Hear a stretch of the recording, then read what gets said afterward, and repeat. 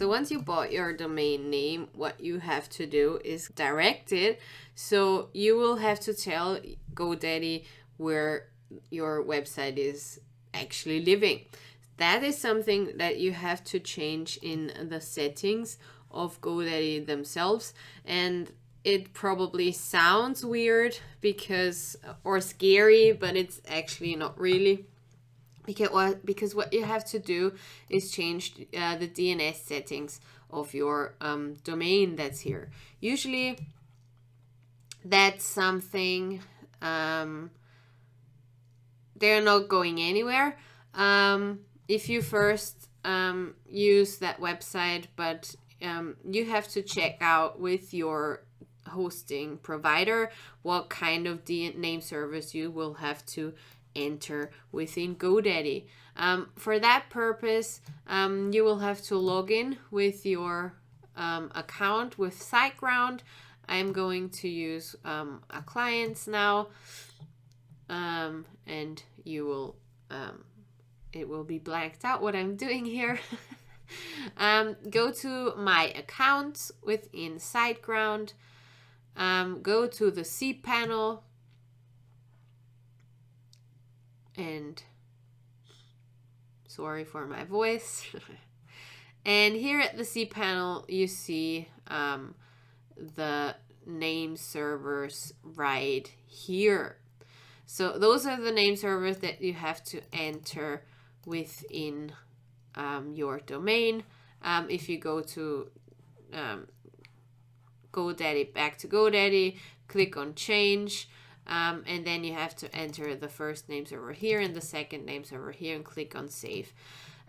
You just have to bear in mind that to populate the domain, the DNS servers, the name servers, it can take between 24 and 48 hours.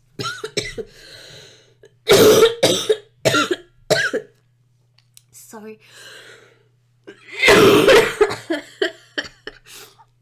Smoker's lung. And we do it again.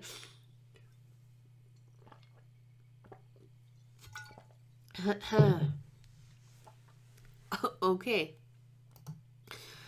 So if you want to connect your domain name with your website hosting, you have to use this name service right here. Go to your domain manager within GoDaddy, click on DNS, and then click on name service and change. Usually they have the default name servers from GoDaddy, but we're going to change them to custom. Enter the first domain name server here, take that one and copy that in, and then use the second one and go to the name server and copy it in here.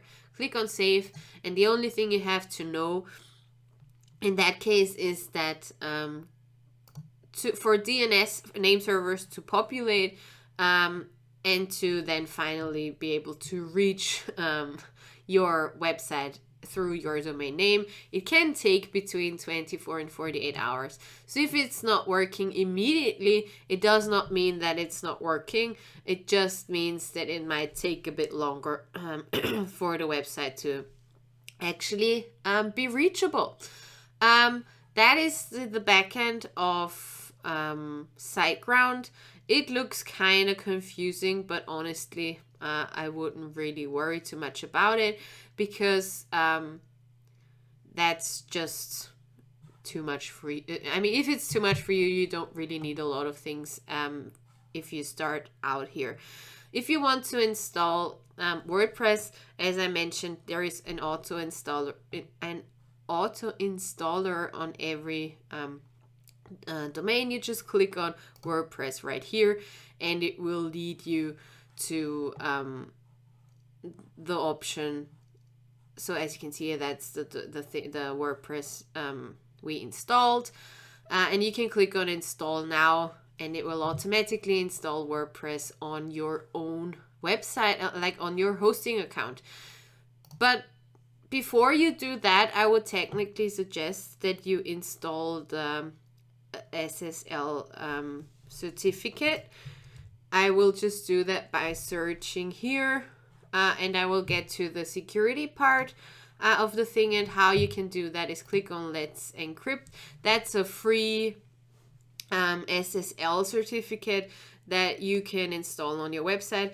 I would do that before you install your WordPress account. So now that one is already installed, but you just, I think generally you just have to click here and say something like get Let's Encrypt or activate for your account or something like this. I would do that after your DNS is populated and before you install your WordPress website with your WordPress CMS on your with the auto installer. So first step, buy domain. Second step, buy hosting.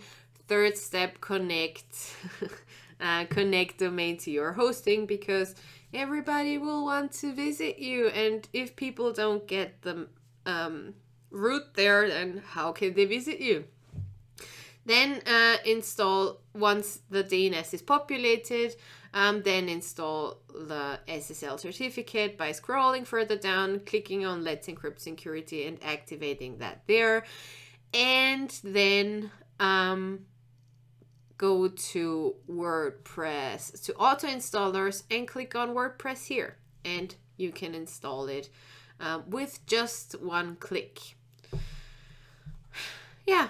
That's as far as this goes.